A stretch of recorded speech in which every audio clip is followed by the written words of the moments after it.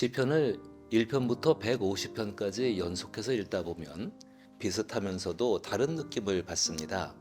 마치 높은 산에 오르며 겪는 느낌과 같죠. 저는 시편이라는 산 정상에 오르면 74편과 75편, 76편이라는 신앙의 표지판을 만난다고 생각합니다. 시편 74편은 기원전 587년경에 바벨론 제국에 의해 처참하게 무너진 예루살렘 도성과 성전을 바라보며 비통해하는 이스라엘 백성의 애환이 담긴 시라고 전해집니다. 특히 이 슬픔은 예레미야 애가에 가장 잘 표현되어 있죠. 이 시편 74편 역시 예루살렘의 파괴와 상실에서 오는 이스라엘 공동체의 탄식과 슬픔을 잘 담아내고 있습니다. 유대 민족에게 예루살렘은 곧 하나님과 같은 곳이었습니다.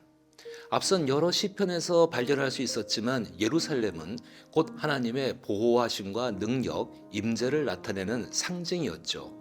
이러한 예루살렘 도성과 성전이 이방 나라에 의해 완전히 파괴된 모습을 바라보는 이스라엘에게는 일반적인 상실의 아픔을 넘어서서 그들이 지켜왔던 신앙과 민족의 정체성이 송두리째 무너지는 아주 뼈아픈 고통의 시간이 되었습니다. 즉, 하나님에 대한 기대와 소망이 무너지고 의문과 불신에 사로잡히게 되는 바로 그들 인생의 터가 무너진 경험이었던 것이죠. 그러나 이 시편 74편은 이루 말할 수 없는 상실의 아픔과 탄식에 직면한 이들의 신앙과 믿음에 대한 도전 앞에 이들이 어떤 식으로 지나왔는가를 가장 잘 보여주는 시라고 생각을 하였습니다. 터가 무너진 것 같은 느낌의 상황을 직면해 본 적 있으십니까? 저는 이 시편 74편을 통해 우리가 신앙의 용기와 지혜를 얻기를 소망합니다.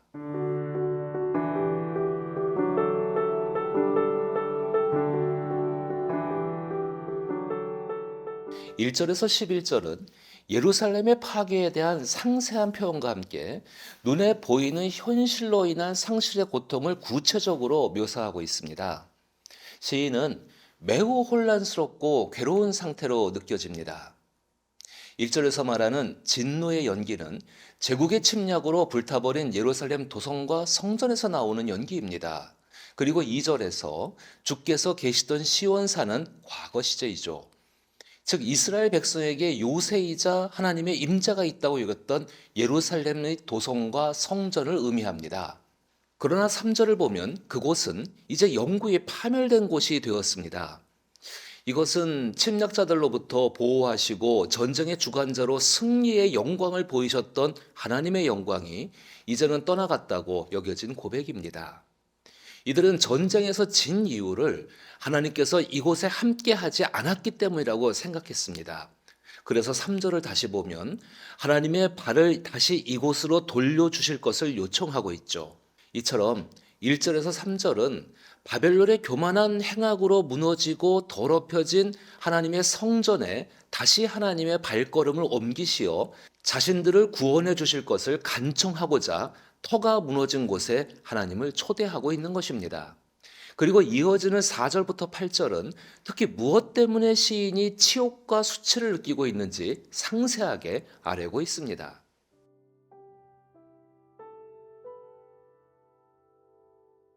침략자들은 잔인하고 난폭하게 하나님의 존엄과 사람의 존엄을 짓밟았습니다. 이스라엘의 정체성의 가장 핵심이 되는 성전에서 행한 침략자들의 교만한 행위는 무자비함과 잔혹함이었습니다. 누군가를 정복하고 완전히 멸절시키고자 할 때 중요한 것은 그들이 다시는 재기할 싹을 틔우지 못하도록 그들의 정신의 한 복판을 철저히 부수는 것입니다. 이렇게 바벨론은 이스라엘을 정복하는데 이들의 정신의 중심이자 예배의 중심이 되었던 모든 회당을 불살라버렸습니다. 당시 고대 이스라엘에게 신앙은 성전 중심의 신앙이었기 때문에 이들은 완전히 무너져 내릴 수밖에 없었습니다. 그러나 우리는 알고 있습니다. 우리가 소유하고 지키려고 했던 그 교회가 사라진다고 해서 하나님이 사라지는 것이 아니라는 것을 우리는 너무나도 잘 알고 있지만 고대인들에게 성전의 중요성은 오늘날과는 많이 달랐습니다. 따라서 9절을 보면 성전의 장엄함 그리고 그 안에서 함께 예배하며 활동했던 선지자들을 의존했던 이들의 신앙은 길을 잃어 고아와 같은 신세가 된 처지를 말합니다. 즉 그동안 하나님의 위대함을 찬양했지만 눈에 보이는 참혹한 현실로 인해 모두가 하나님을 부정하며 의심하게 됩니다. 이러한 태도는 우리가 삶에서 고난을 경험할 때 하나님을 대하는 우리의 일반적인 태도입니다.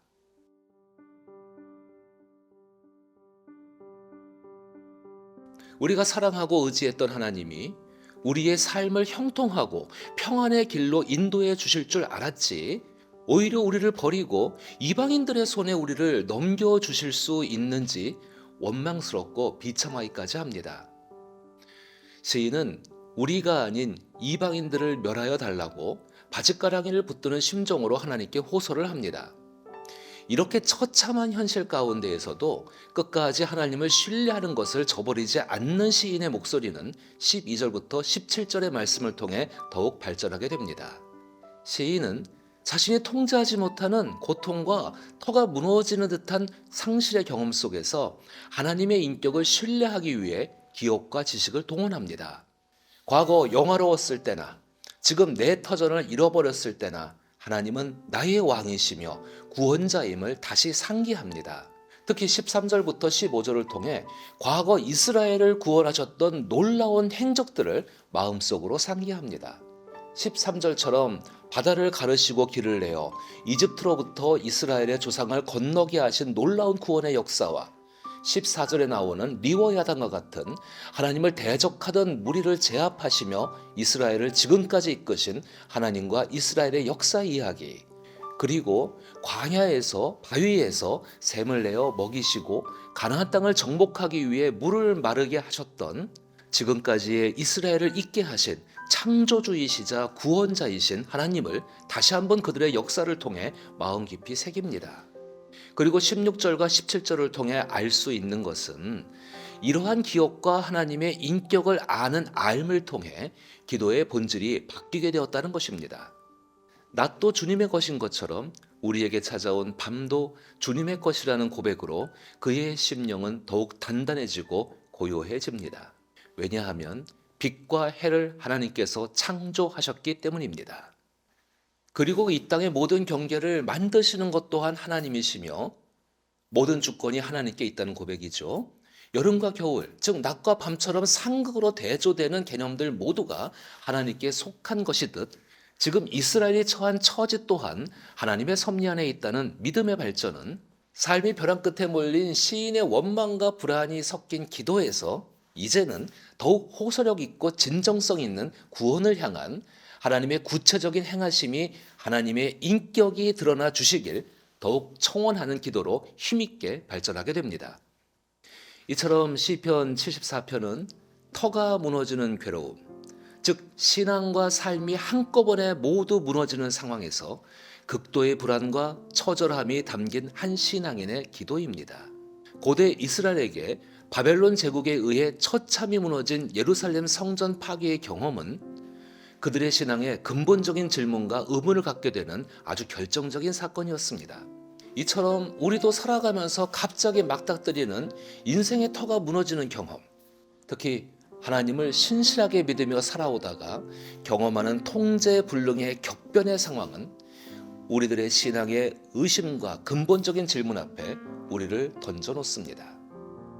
이때 우리는 시편 74편의 시인의 기도와 같은 끝까지 하나님의 신실하심을 신뢰하려는 노력이 필요하다고 생각합니다. 늘 하나님이 함께 하시며 나의 능력이 되고 보호자가 되어 줄 것이며 평화로움과 형통의 길로 인도해 주실 것이라 믿었지만 하나님의 임재의 상징인 예루살렘 성전이 첫잠이 짓밟히고 성도들이 무력하고 잔인하게 죽어나가는 광경을 보며 하나님이 나를 떠났다고 느끼는 상황 속에서 10절, 11절처럼 이 모든 상황을 방관하고 방임하며 왜 나의 고통을 외면하시고 어떤 도움도 주시지 않고 계시는지 답답한 마음으로 기도하는 시인의 태도를 우리는 교훈 삼아야 합니다. 끝까지 시인은 하나님의 인격을 신뢰하려고 노력하였습니다. 과거의 행적을 통해 하나님의 약속과 행하심을 기억하고자 부단히 애쓰므로 극도의 불안과 혼란한 상황에서 기억해 주시고 잊지 말아 주시길 간절히 호소하는 시인의 태도는 기독교 신앙의 본질을 가장 잘 보여주기 때문입니다. 이스라엘의 패망, 하나님의 임재, 생명과 능력의 상징인 예루살렘의 파괴는 마치 예수 그리스도의 죽음을 보게 합니다. 고대 이스라엘들에게 이 예루살렘의 처참한 패망은 유대교 신앙의 발전에 지대한 영향을 끼치게 된 역사적 계기가 됩니다. 이들은 이 사건을 통해 여호와 하나님께 돌아가야 한다는 거룩의 운동, 회개의 운동의 씨앗이 되었기 때문입니다. 이처럼 하나님의 낮과 밤을 주관하시는 하나님의 섭리는 우리에게 터가 무너지고 곧 죽을 것 같은 순간일지라도 그 시간을 통해 우리에게 새로운 것을 소망할 수 있게 하는 계기로 변화시키십니다. 예수 그리스도께서 죽으셨기에 부활의 첫 열매가 될 수 있으셨듯이 기독교적인 맥락에서는 이 패망의 경험은 우리에게 생명을 회복하게 하는 시간으로 이끕니다. 74편의 시인은 이 시편을 통해서 우리에게 이런 메시지를 주는 것 같습니다. 하나님께서 이렇게 처참히 무너진 예루살렘을 보시며 아파하고 슬퍼하는 백성에게 과거의 그 역사처럼 새 생명을 주기 위해 회복의 능력을 가지고 반드시 일어나실 것이라는 믿음을 끝까지 놓지 않고 하나님께 소망을 두라는 것이지요. 성령은 우리에게 성경을 통해 하나님의 인격을 발견하고 자기 삶 속에서 자기 인격을 통해 나타내라고 부탁하십니다.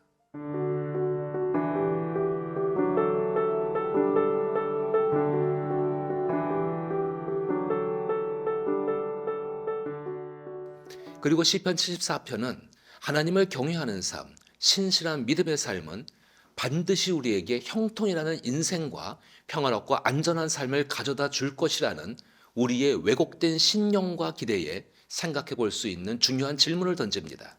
우리 모든 신앙인은 시편 1편의 말씀처럼 복 있는 자는 하나님의 말씀을 가까이 하는 삶이며 이러한 자는 시냇가에 심은 나무처럼 모든 것이 형통할 것이라는 기대를 해왔지만 우리의 인생에도 마치 이스라엘이 경험한 터가 무너지는 듯한 파괴의 경험을 하는 비참함과 혼돈을 경험하게 되기도 합니다. 우리는 바로 이때가 맹목적으로 바라고 기대했던 것을 더 이상 소망할 수 없을 것이라는 절망과 의심을 품으며 우리 현재의 신앙의 본질을 고민할 수 있는 계기가 되기도 합니다. 우리는 74편의 시를 통해 다시 한번 우리 신앙에 대해 되짚어 봅니다. 이스라엘에게 예루살렘은 하나님 그 자체, 모든 것이었습니다. 그것이 이방 나라에게 처참히 짓밟히고 하나님이 어떤 능력도 발휘하지 않고 침묵하고 있다고 느껴질 때 그들이 믿어왔던 하나님은 더 이상 아무것도 아닌 것처럼 느껴졌을 것입니다. 그러나 우리가 성경을 통해 발견하는 하나님의 인격은 그 침묵과 이스라엘의 고통을 통해 하나님의 회복의 계획과 플랜을 시작하셨다는 것입니다. 우리의 삶 가운데도 이러한 무너짐의 자리에서 하나님의 침묵이 느껴지는 순간이 있다면 하나님의 회복의 계획을 신뢰하며 소망할 수 있기를, 그리고 하나님 나라를 향한 우리의 신앙의 성숙과 발전을 통해 하나님의 뜻과 우리의 인생의 진정한 구원이 경험되어지길 간절히 나사렛 예수의 이름으로 축복합니다.